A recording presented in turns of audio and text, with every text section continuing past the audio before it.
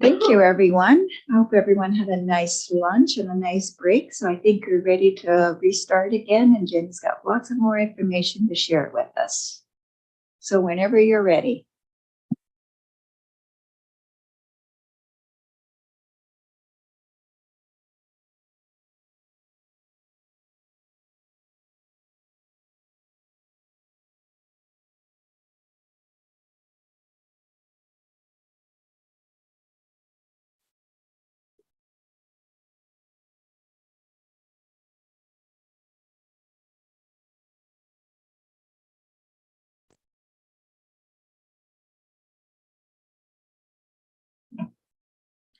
All right, thank you very much. So we will move on to water systems, and I'll go through our water systems and then break if there is any questions. So we'll start with the Banfield water system.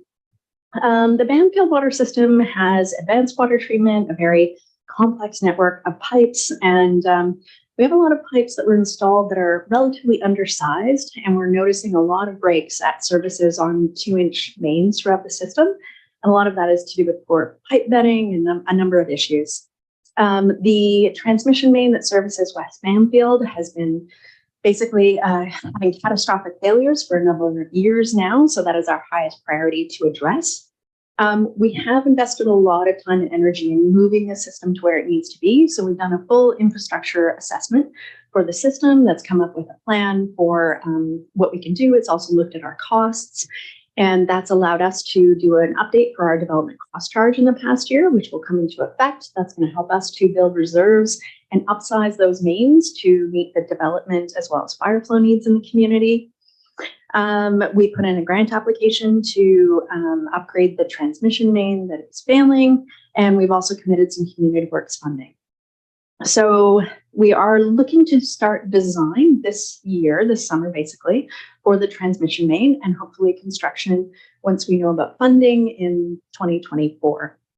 We're also going to be focusing on a lot of leak mitigation because we do operate a treatment plant there. It's not just chlorination, so there is cost to the water. And so we're trying to see if we can't more aggressively reduce some of those leaks throughout the system, which hopefully will be a cost savings. We've seen increased costs from our operating contract and inflation in general. And so we've increased the water rates to address most of those costs. But we are recommending an increase in parcel tax of about $16,000. And again, that is to just support asset management. We really need to build the reserves in this service, and we do not have the money that's available yet. Moving on to the Beaver Creek water system. This system also was in pretty bad shape a few years ago, but we've invested significantly over the years.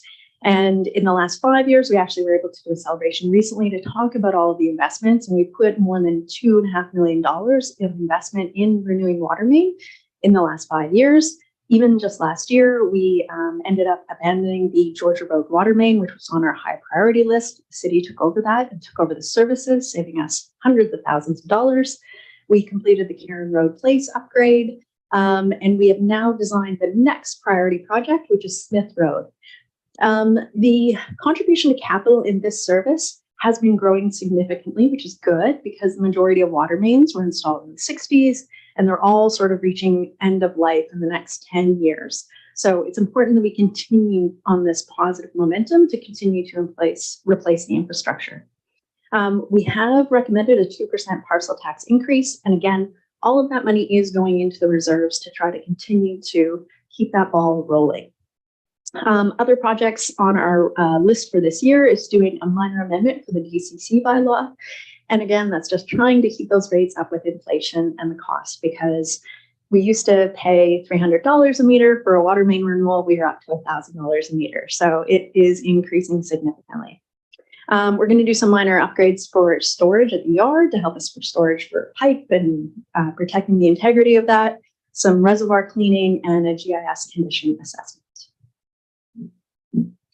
The Millstream water system is a relatively small water system.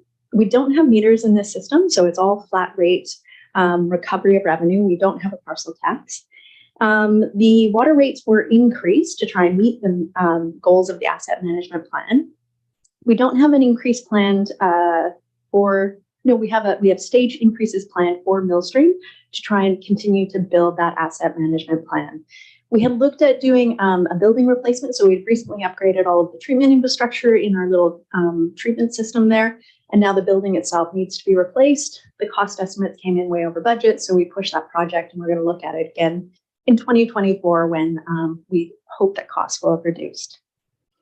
We're also working just for this upcoming year. We're focusing on good operation best management practices and looking at a preventative maintenance plan. Okay, Salmon Beach is a number of individual services because they're established separately by bylaw. But when we talk about them in budget, it's just easier to talk about them as a whole because it is the same tax base that pays for them. So this includes services for garbage, sewage disposal, transportation, security, recreation, power, and water. For 2023, it's a relatively stable tax requisition. Increase of about 2% is proposed. We've talked with the committee at the last meeting about services, and they've been involved in the budget process to look at some initiatives they'd like to undertake. So we are looking to basically enhance their recycling. Right now they have waste and recycling. They don't have organics diversion. And there's a lot of wildlife protection issues that we're trying to address, looking at maybe some wildlife fencing around their area. We're going to be looking at buying a new pumper truck to replace the existing one, doing road improvements in the area, installing a kayak launcher and a basketball hoop. And I'm going to take just a quick pause there before I move on to transit. Any questions on the water systems?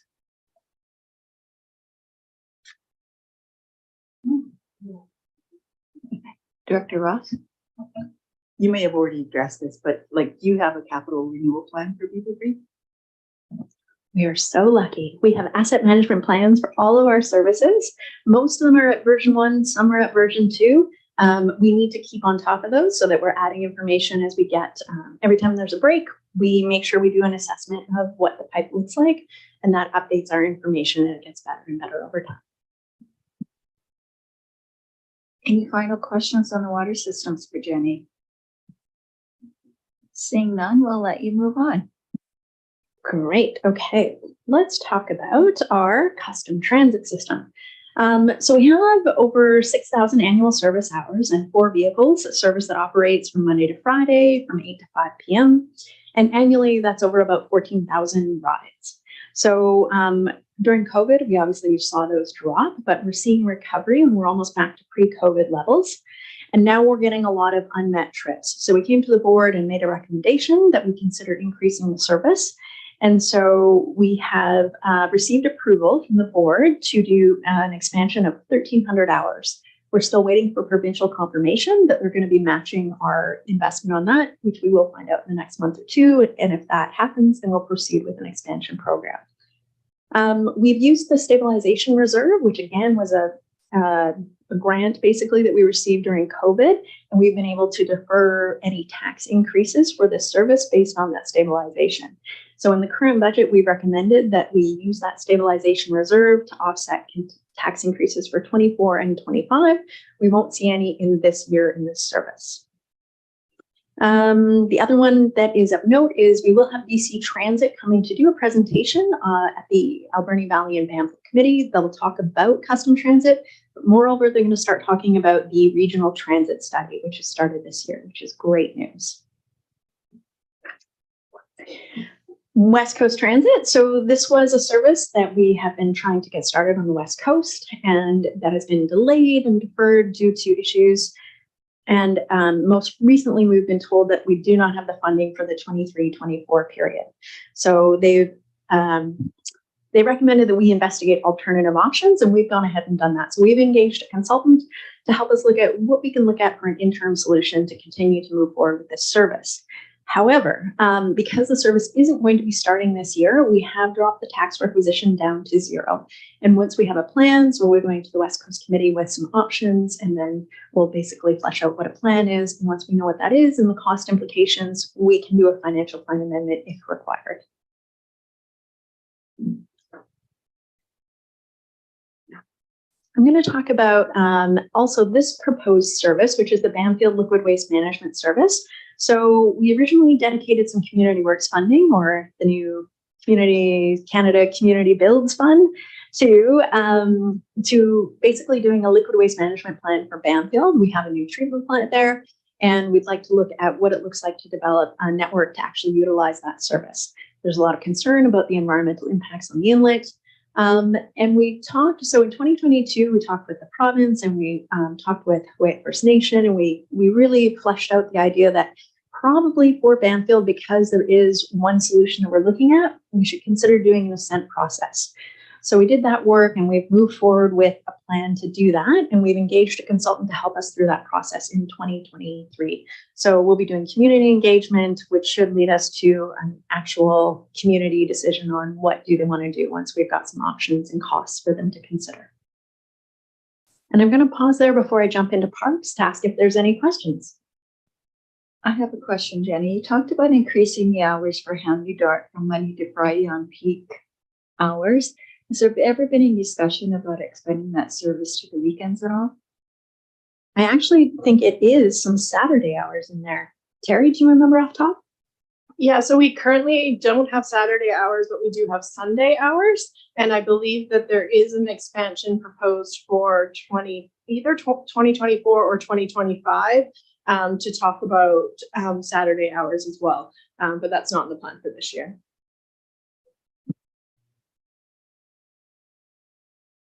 Any questions on transit or Banfield Liquid Waste Management proposed service?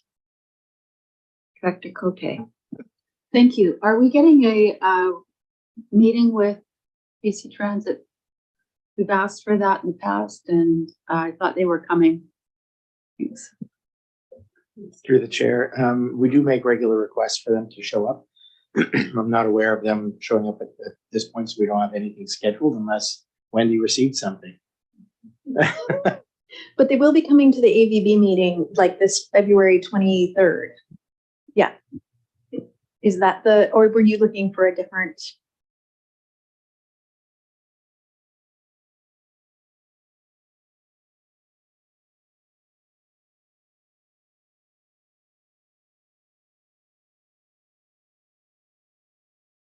Okay, seeing no further questions, I'll ask Jenny to move forward. Okay, and now we get to jump into parks. So regional parks. Regional parks covers off Mount Arrowsmith, China Creek, Alberni Inlet, the Log Train Trail, and the proposed West Coast Multi-Use Path connector that was raised earlier. So with the West Coast Multi-Use Path, we have put in the grant applications, and we are very hopeful and optimistic that we will find out very soon if we've gotten that money or not. And if we have, we are tender ready and will issue and hopefully start construction this year. One comment that I will say is that we have been experiencing tender prices above construction cost estimates, and we've discussed whether it's worth getting an updated cost estimate, but we think that it probably will still not necessarily reflect the market. So we're going to go for tender and see what the costs are, and if those are higher than expected, then we would come back to the board. That service, so we've talked about regional governance as well for parks, and the idea is that once we know what we're doing with the multi-use path and on the West Coast, then we will reconsider what we're going to do with the regional parks and governance service and how that is spread out through an equality method for the region. The Log Train Trail Park Management Plan began in 2022. That's a fully grant-funded program. We had originally planned to pay for it with our community works funding, but we received other grant money. So we've gotten a lot of great interest from the community. It's so good when you're doing an engagement plan that you hear back. We have decided to add in some more community meetings with people in order to make sure that we're having enough conversation. And we are hoping to have our next meeting set up at the end of the month. So as soon as we have a date set, we'll be engaging with the community on that and working forward. So that's probably going to take a little longer than expected because we have so much community interest, but it's a good conversation to have. The park signage guidelines, we've started, we have a draft report. We're just looking to finalize some First Nations input and content. Pardon me. And then once we have that, then we're going to go ahead and do a lot of signage installation. A lot of our parks are in need of new signage, so we're excited to be rolling out some beautiful new signs. We have put in a Pardon me. We have put in, oh, there we go. We have put in a grant application for a summer student to help us with collecting some better asset data. So we don't have great information in the Park Service on conditions and details for the parks. So if we do receive grant funding for that, we're hoping to get that student who could do a lot of the footwork for us this summer. A note that's kind of important for this service is that we do see the operating and capital costs going up. And that's a lot to do with the infrastructure aging and also, different perspectives on how much we want to invest in parks. So we received good direction from the board through the strategic plan that we wanted to invest in our parks because of the wellness benefit and the economic benefit of having good parks and trails. Oh, thanks, Terry. Water. So through that process, we are really looking at trying to make sure that we are maintaining all of these parks to the appropriate service level. And we've been working towards that. It takes a number of years to get those basically things in place. And one of the key things that we're doing with that as well is doing park management plans. So engaging with each community to discuss and determine what it is, the service level that's appropriate that they would like to see. As part of that, we actually have some really interesting survey results I thought I would share. So when we did our last survey for the Log Train Trail, we also asked a bit of questions about service levels and how much money people want to pay and what service level they want, because there's a direct correlation between higher service level and higher cost to operate. So what we did receive back, we had about 289 people fill in the survey, and 80% of people believe that the current taxes provide good value for service. 45% support maintaining maintaining the existing tax level. 42% actually support increasing it, and 12% support decreasing it. Those are actually really good. That's good feedback and good knowledge. It helps us make decisions on where we're looking at with service levels as well. So above and beyond even doing the park management planning, just getting a temperature gauge on how much do you want us to work on this park service. I'll move on to the Bamfield Community Parks. Do you want to wait to the end, Director Cote? For Bamfield, we have, Bamfield has a lot of parks network for the size. So we've got over 8.5 hectares of land. We have West Park, we've got 2 waterfront parcels, and we have Centennial or Eileen Scott Park. And that has a playground, community gardens, gazebos, campgrounds, lots and lots of infrastructure, including a marine launch and tenure. So this last year, we started working on a project that the community really was trying to spearhead, which is building a pavilion on the West Park. That was grant funded, but it does require a lot of staff time. And we've found that we're sinking a lot, just increasing staff time into the Bamfield Park Service because there is more infrastructure being invested in, more grants being applied for, more projects means a lot more work. And because those do run through us, we have certain standards for reporting that we have to do, and it's taking up a lot of staff time. So we have seen an increase in the staff allocation as well. There's the Parks Commission has talked about their increasing operating costs, which is related to inflation and time on their side. So we have also recommended an increase for the grant that's given to the Parks Commission for operations. We have Eileen Scott Playground is aged and probably beyond its useful life. And so we have a lot of safety and high risk concerns there. So we need to take that playground down. We're hoping to rebuild that this year. Again, we have a really fun situation where a lot of the playground equipment is been bought up with COVID money throughout America and Canada. So we're going to do our best to try to get this project installed this year, but we might see a delay by a year just because of supply and demand issues. Okay, and Sprout Lake Community Parks.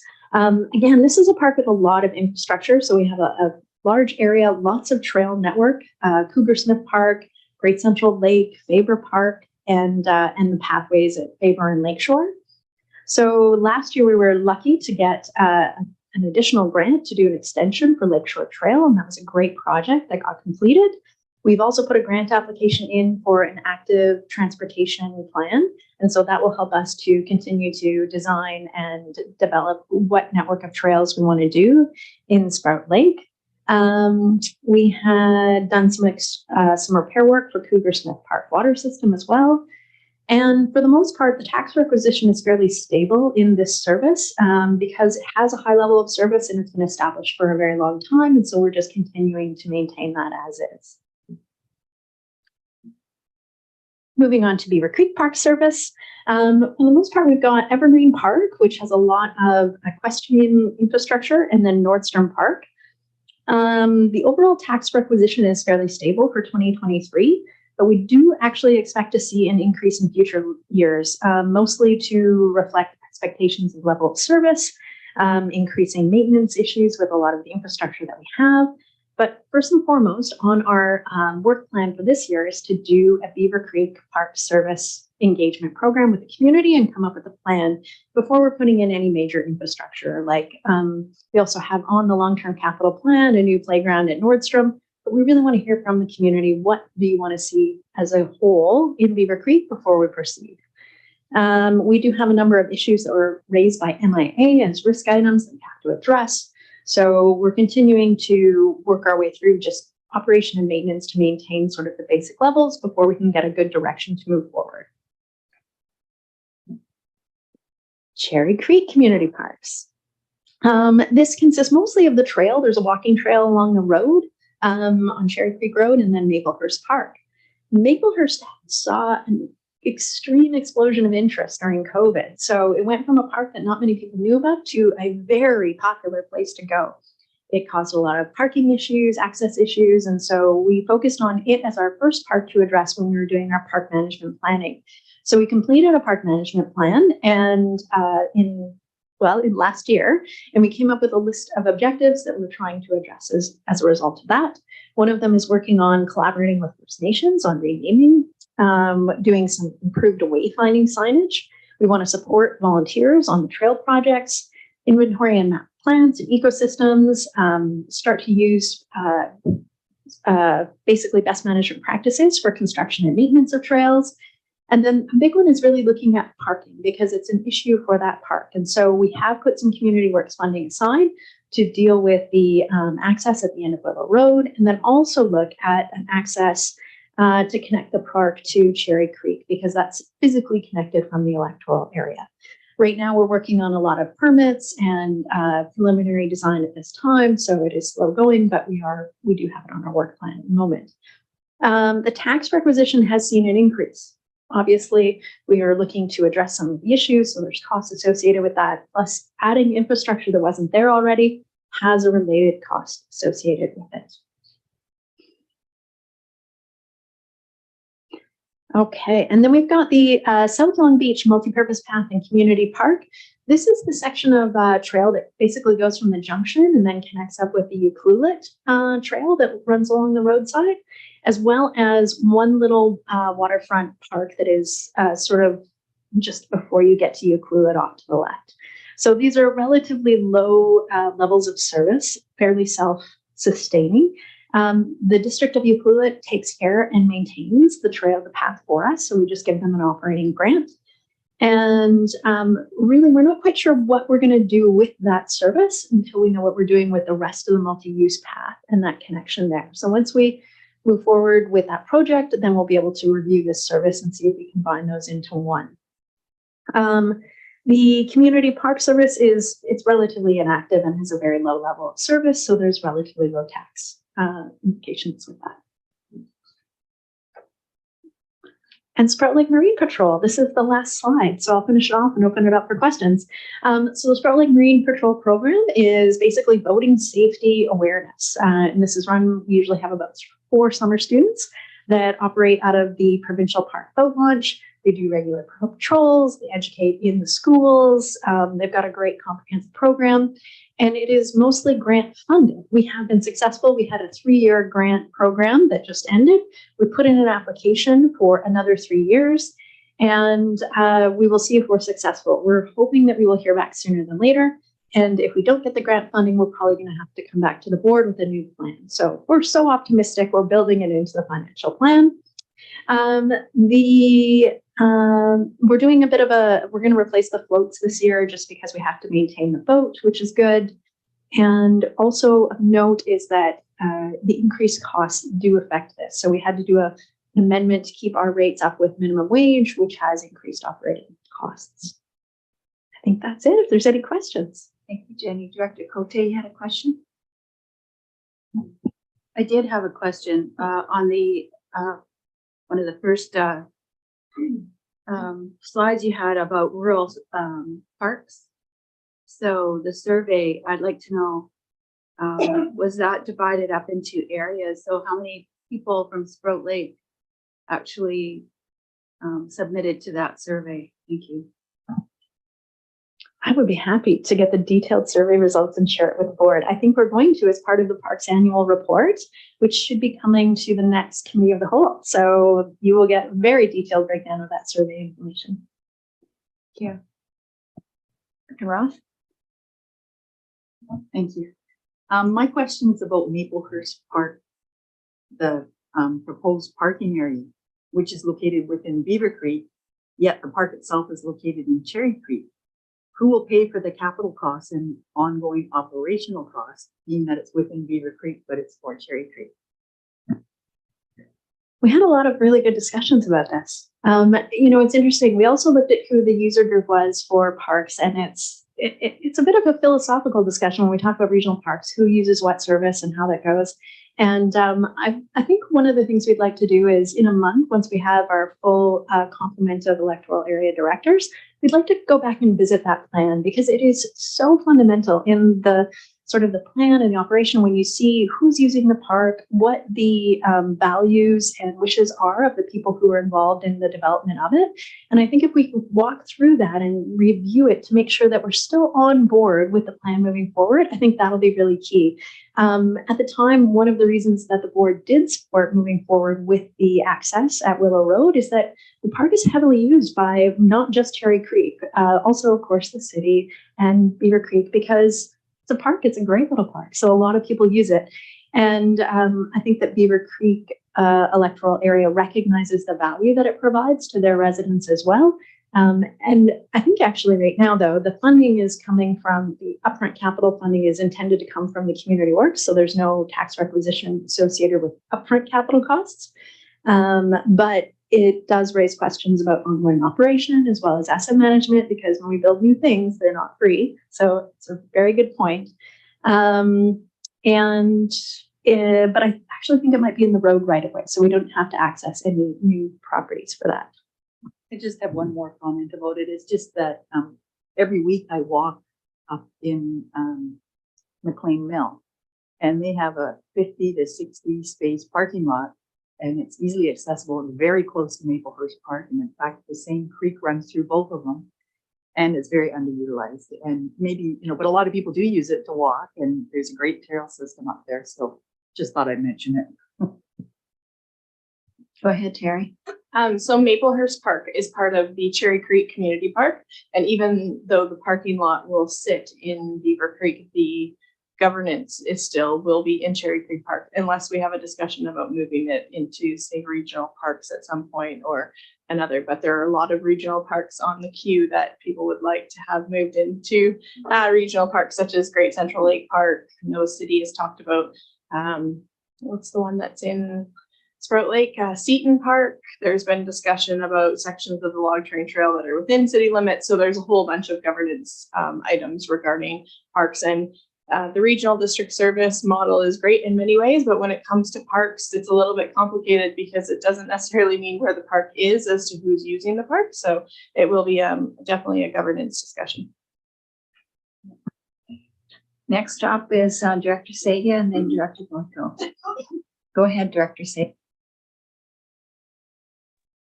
Hi, I just would like to clarify. My understanding is that with any new development, there is a percentage of parkland that needs to be put aside. And so the parkland is put aside, but that tax base then has to turn around and fund the development and maintenance of the park. Is that how it works? I'll speak to this and maybe Terry can jump in as well. So when there's a large development, it's either you dedicate some park or you can give money in lieu of. In some cases, we actually have properties that have been dedicated as parks, which are not very functional parks and might not have been the best decision in the past. So one of the things we are looking at, but it's not a high priority, is potentially divesting some of those properties that don't provide value and instead looking at using that money to invest in the parks that we have. I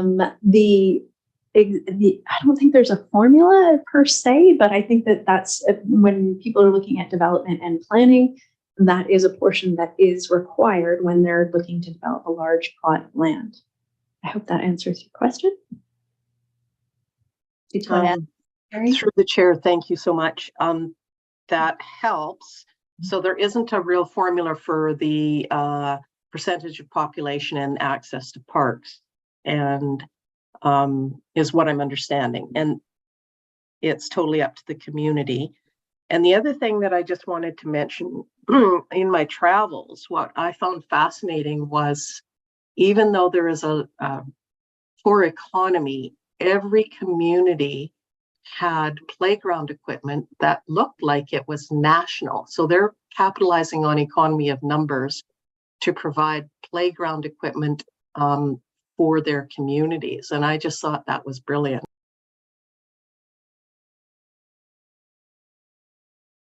Thank you for that comment. Director Boyko, did you have a question? Yes, thank you, Chair. I got 3 quick questions. First thing, thank you for setting up the second log train trail meeting in the Beaufort area where the majority of the trail actually is. People are looking forward to attending. Second thing, with regard to signage, when we make up new signs of the different trail paths of way people get to things, people are concerned with people accessing the trail through private lands. Would it be very nice to say, hey, these are your approved access areas? So something like that, that would be great. Third thing, you talked about levels of service for the parks. Where did that base data come from? Was that maintaining the current tax base, increasing it or reducing it? Was that from the public meeting on December 5th at the Rescue Hall, or is that from somewhere else as well? The reason I'm asking that is I was at that meeting and there were a lot of post-it notes on boards and stuff where people were changing and throwing people's post-it notes on the floor that they didn't agree with, and it would not have provided a very accurate representation. So maybe something like a sealed ballot box in the future would be awesome. Thank you. Excellent points. Thank you for all those suggestions. With the data for the survey, that was from the online survey. So, which is a good way to collect data, which is one of the methods that we're using to feed information into the log train trail management plan. Any final questions or comments on parks? Seeing none, I'll ask Jenny to go to the next portfolio. I'm done. I know. I think you guys gave me way too easy of a time, but the good news is that we'll be going into depth in the AVB committee. So if there's any further questions, the West Coast committee will be bringing all of this back. I know for some people, this is a lot of information to take in if this is your first term as director. So I'm always happy to answer questions. And thank you very much. Thank you, Jenny.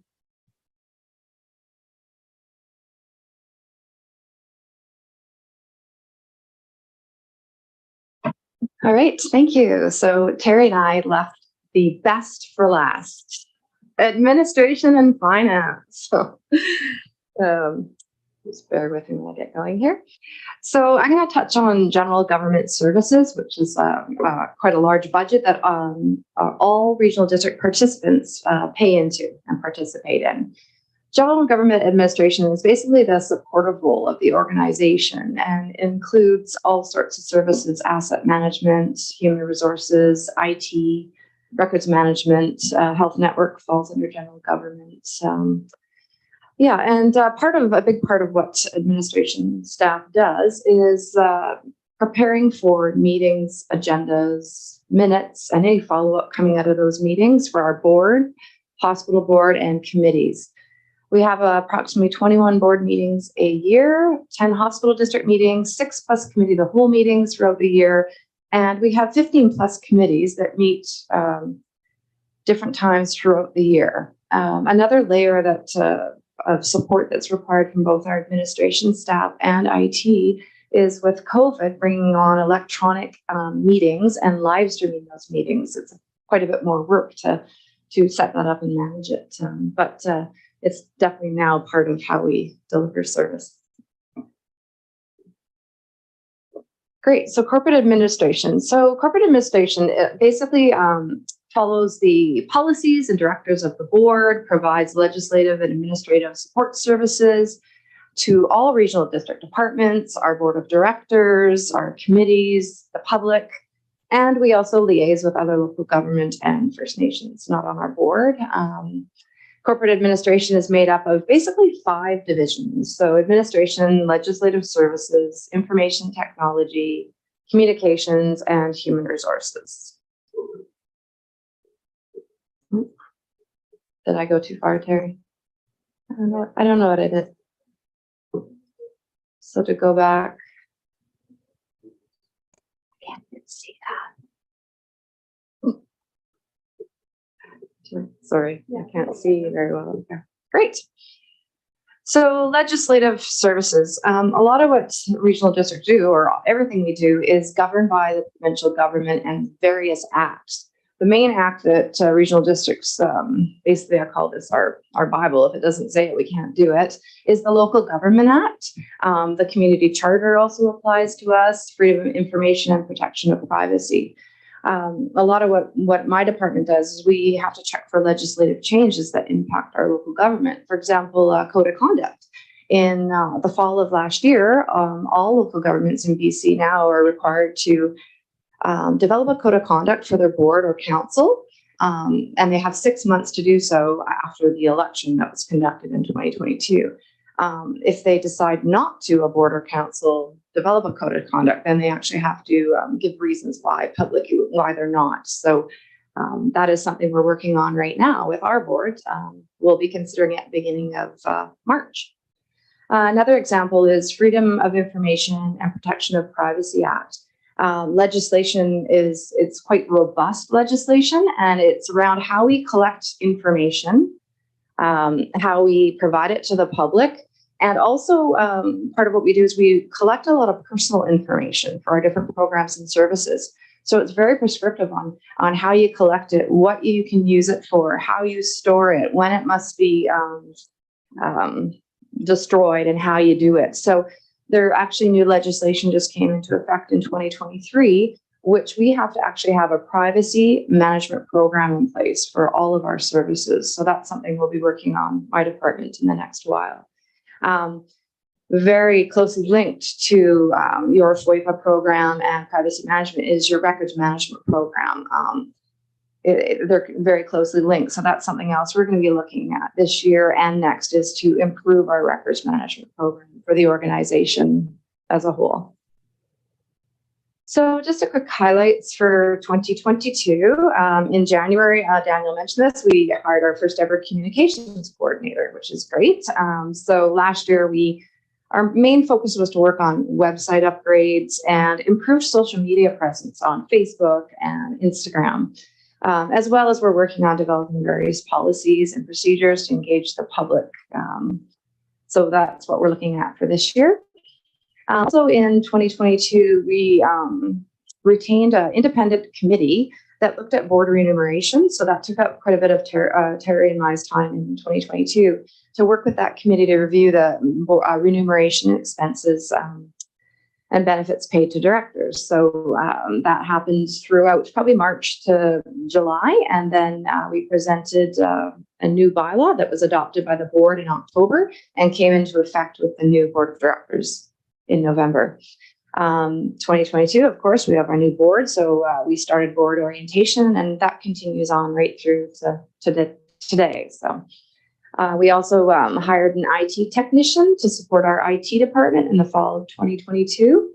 Our IT department continues, they've been working on security improvement updates, and this is continual. Security and vulnerability is a huge risk, and it's been identified by Municipal Insurance Association that we have to have procedures and policies in place to address any security breaches or issues. So for 2023, just highlighted things that we're doing. So again, communications, we're going to develop this year, focus on developing a robust communications program with policies, including a social media, public engagement policy. So we'll be working with the board, the community, staff on that this year.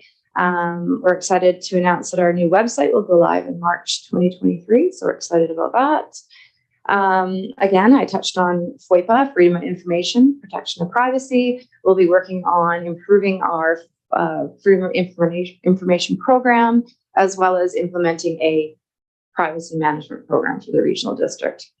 And every year we, administration, we look at our bylaws, policies, procedures, and look at ways of improving or implementing new ones. So that's always ongoing.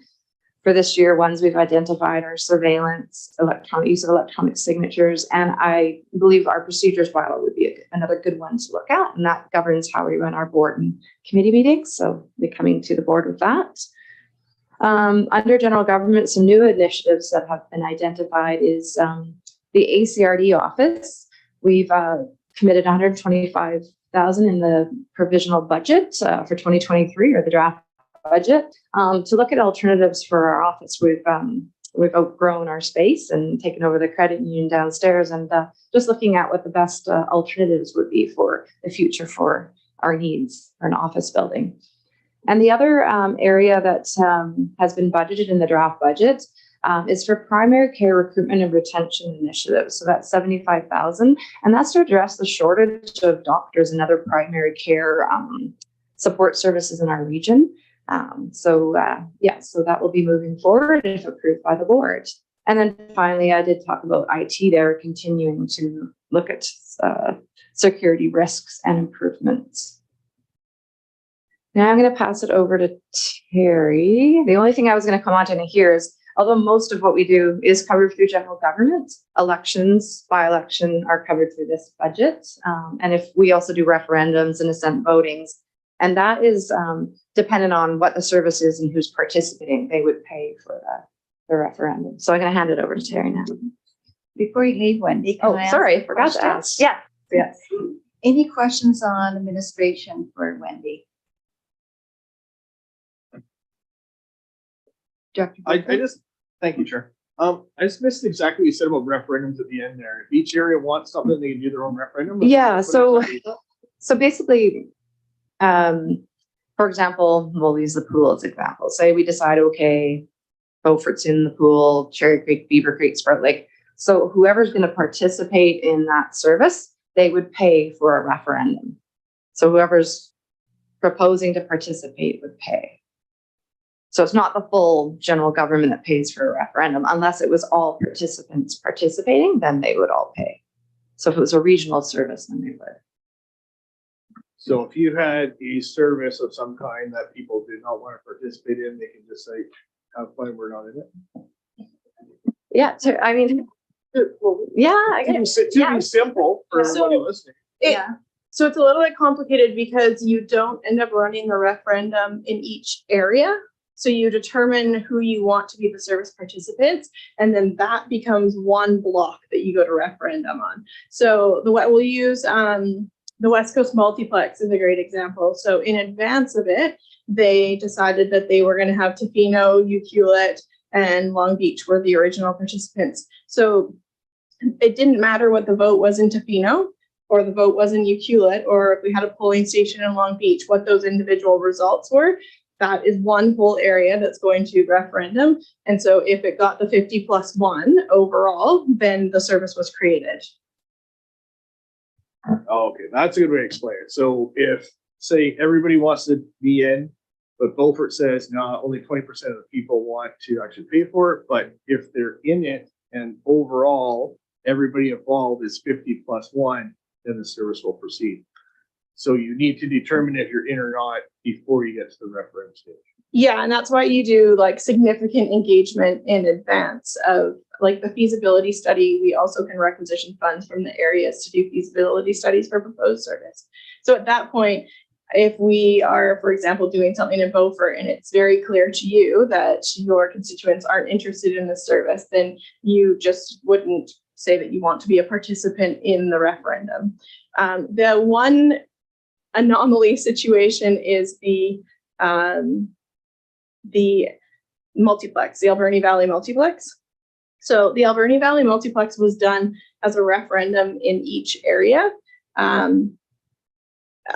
don't think the province will let that model go through again. They were shocked that model was permitted to begin with. It's definitely something we can ask, but it is a bit of an administrative nightmare because we're running 4 services and no one really owns the asset, like in terms of like what service owned that debt, because normally you have a service and attached to it is an asset, which is attached to the debt that's related to it. And with that case, we have a bunch of services that have debts that didn't have the asset necessarily attached to it. So the province has said already it's not a model they support and they won't be supporting it moving forward, but we haven't formally asked. That's like from a staff to staff level of, this is what we did last time, can we do it again? So if that was something we wanted to explore, then we would have to go down those avenues for something like the aquatics facility. The other challenge with that one is, what if 3 areas was unsuccessful and 1 was successful? Then you're faced with what now? Because 1 said yes. So yeah, that model is definitely challenging. And the only other thing I was going to add is, you could go to referendum or an alternate approval process after giving 3 readings to the bylaw. So the bylaw states who's in, who's paying what. So that's all spelled out. So and then you go to referendum. You have to go to some sort of assent vote before you can move any farther with that bylaw. Then it has to go to the ministry for approval. You have to show that you've done an assent process of some kind, and then the board considers adoption and the service is created. Thank you. Yeah, thank you. Dr. Any Ross? other questions for myself? It's good that you brought that question up. I'm just curious, has our hands been tied at all with the proposed aquatic center? Like, did a previous board make a decision? So the previous board committed to exploring the feasibility study together. So the only commitment was that all of the areas of the Alberni Valley put up the money, like we requisition funds based on land and improvements, and then the city actually put up some extra money to explore the feasibility study. And that was all they promised to do. I think that one is really important for us to get that far with it in order to have those community conversations. And I know that Danielle's been directly linked with the aquatics, but there has been a lot of recognition that we can't really just host one event for the whole Alberni Valley. Like, we really are going to have to get out to each electoral area to try to make sure we're connecting with those residents to get appropriate feedback to help assist in the decision making. Any final questions for Wendy before we let her go? Awesome. Thank you so much, Wendy. And now Terry. Okay, so the other part of electoral area admin that kind of makes up the bulk of the budget is what has been called the gas tax funds. Then they were called the community works funds. The appropriate language now is the Canada Community Build Fund. It's going to take us a while to switch to that language, but that is what UBCM is requesting we use. So we last year had developed quite a robust 5-year plan for how we were going to allocate these funds and really looked at a number of things, including risk. This year, without having a whole lot of time to talk with this new board about direction, that's what we've used as the basis of our draft financial for this year. So we'll definitely, that's going to be a main topic for sure at the EA meeting here near the end of the month. But it kind of divides the money into these following categories of recreational infrastructure, drinking water, fire halls, integrated community sustainability plans, which are like OCPs, and asset management. UBCM has asked us to attempt to spend as much of our funding by March 2024 as we can, because they are continuing to advocate with the federal government that they want more funding, and it's hard to prove that we need more funding in BC if we're all sitting on a whole bunch of money. So we're really hoping we can get some of these projects accomplished during the year. So we have shown a few of these proposed services, but I just wanted to make sure we didn't lose sight of all these new initiatives that are kind of coming. None of these, let me scan, okay, one. Most of these do not have any tax implications at all this year. So the Alberni Valley Aquatics Facility, we requisitioned funds for a couple of years ago. So we just are trying to complete that work this year with a consultant. Bamfield Liquid Waste, is the subject of a grant application, plus has community building funds allocated to it at this time. Cherry Creek Waterworks is the only one that'll have a very small cost to us of about $5,000. And that is for them considering to do a conversion to a service of the regional district. So we have applied for a grant in conjunction with Cherry Creek Waterworks to the province for a restructure grant, and we will have to wait and hear if that's going to proceed. West Coast Emergency Coordination is a service that has kind of gone quiet and is going to be probably more informal, but we've decided just to leave this in the plan for this year as we await for that new legislation to be released and see if this actually might become a legislative requirement for us. And then Alberni Valley Regional Water is one I would like to discuss this year with the board because it's been sitting on the books for quite a while and we really haven't actioned it. And it was an initiative quite a few years ago now where it was to explore securing this catalyst line from Sprout Lake and actually maybe eventually pulling water from Sprout Lake to get a filtration deferral and avoid a treatment facility at the city of Port Alberni. So there was a study done back in the day. There's a little bit of money remaining in that service. So I just think that we need to revisit it a little bit more. There's been change of staff both at the city and here. And I think we just need to do a quick refresh of that study, make sure that everyone's happy with us just putting that to the side. COVID restart, we kind of talked about these yesterday, but we have some provincial COVID restart money that we actually got back in 2020, 2021. And we need to finish spending that this year. So there's very little left. There's only about $37,000 remaining. Most of that's being allocated to the planning department for the temporary junior planner position. And then actually we had granted out some money to Cherry Creek Fire Department, and they're having a supply chain issue with what they were purchasing. So that should be wrapped up here shortly. I have to continue reporting what we've done with the funds on our audited financial statements until we spend it all. So that will be this year and next year. And then this, if you can't read it, that's because it's busy. So this is just a list of all of the grant funding that we completed in 2022. It doesn't necessarily mean that we spent all this money in 2022, but I just thought it was important for you to see the full size of what those grants were. So these are all the ones that we completed in 2022. These are the ones that we know we are officially awarded and can talk about publicly or are ongoing into 2023. And they go on to 2 pages. And then this list of the ones that we are awaiting announcement for. So we've already submitted all of these grant applications and we are awaiting hopefully announcements. Some of them we've had in for quite a while. So we're really hoping to hear. And most of these are built into the financial plan. Some of them will actually replace our allocation of Canada Community Building Funds. So if we get it, we'll have some money that we can reallocate to other programs. But yes, I've built the majority of them into the plan, and obviously the expenditures will not occur unless the grant also is received, but just gives an idea and for the board as to how much grant funding we have flowing through us right now. And we will be sure to send out these slides for everyone or load them on the website after. And then I would say that concludes our open portion of our presentation today, and I will stop sharing so that we can see everyone on Zoom. Is there any questions for Terry? Yes, go ahead. Just that one comment. When we talked about proposed services, we had talked about the proposed services that are identified where lower costs weren't presenting significant costs. I do want to flag that there's a difference between outward costs and inward staff resource costs, because each one of those projects, proposed services, but then each one of those grants and projects are the bulk of staff time. So just an important distinction for anyone listening on is the cost outward is small, the cost inward is significant. That was one question that I had, Terry, was in regarding to Cherokee Waterworks. I think that would be a huge project. I'm wondering about the staff capacity to take that on at this time because there's so much other things on the go as well. Definitely.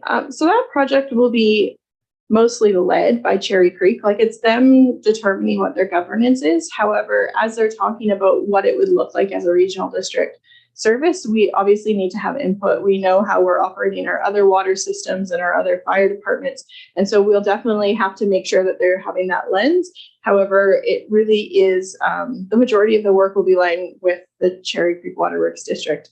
If they decide and get to referendum and decide to convert, then that's a whole other conversation, because the actual onboarding, like the bringing on of Beaver Creek was a massive task. It's large. You have to remember you have to like do extra financial statements, like you have to transfer insurance. Like there's so many nitty gritty things when you get down to the actual conversion, but that studying of it, I would say a lot of that is actually going to land in the lap of the Waterworks District. And I think they're aware of the amount of work they have coming.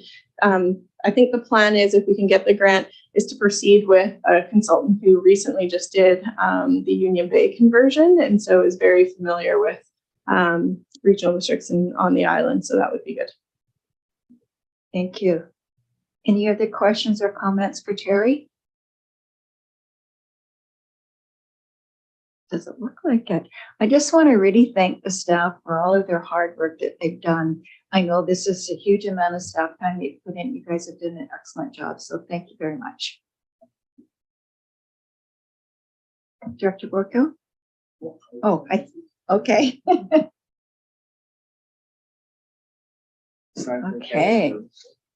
Just about water. So we didn't mention about the Great Central Lake water. We did kind of at the break talk briefly about that, but I don't see anything in the budget. So if it comes on midstream, then I'm just wondering how we'll be able to afford that. Thanks. Through the chair, yes.